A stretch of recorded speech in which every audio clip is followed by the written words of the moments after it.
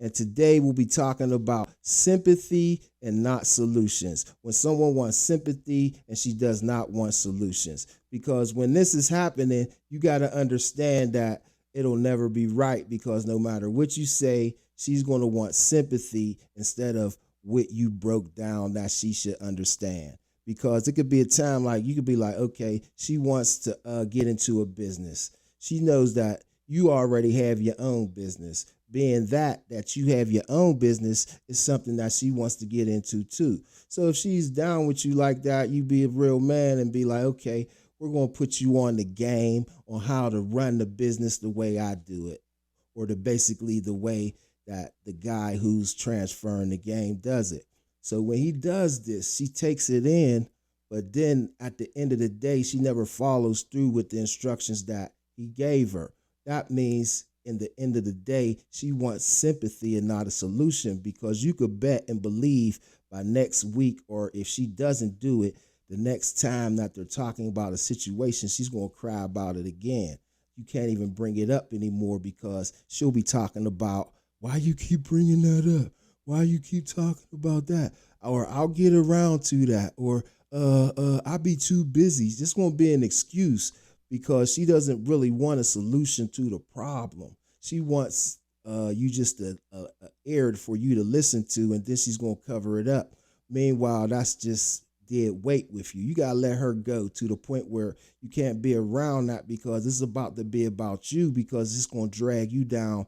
Because no matter what you said, she should have listened to you, because she should be following your instructions. But meanwhile, that she is not listening to you, she wants sympathy.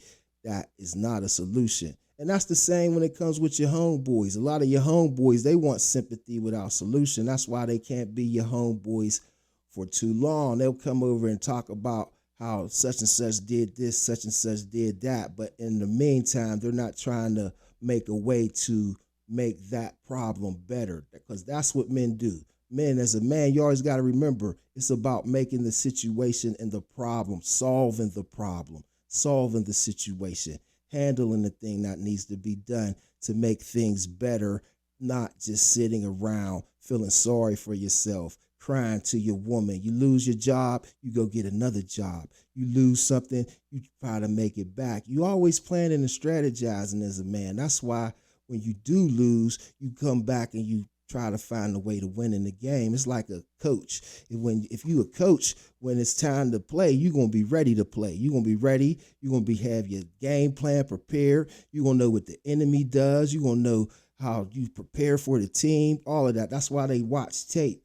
Just as a man, you should be the same way. So if you're calculated like that as a man, then the woman who follows you needs to be the same way. And if you could break down the game plan to her after she done cried about something, and she's not willing to handle the problem the way you broke it down, because she doesn't have any knowledge of that. She don't have no knowledge of that game until you gave it to her.